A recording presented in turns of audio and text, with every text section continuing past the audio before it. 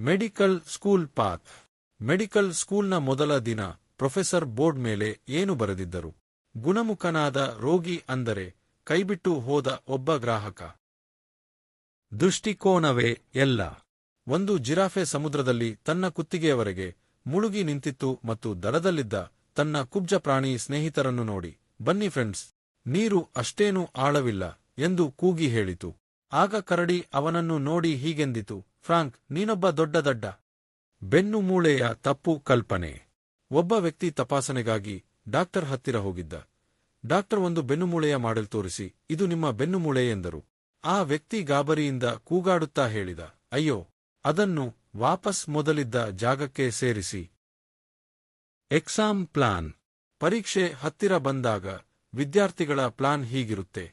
Plan A, ಎಲ್ಲಾ chapter ಓದೋದು. Plan B, important chapter ಓದೋದು. ಪ್ಲಾನ್ ಸಿ, ಎಲ್ಲವನ್ನೂ ದೇವರಿಗೆ ಬಿಡುವುದು.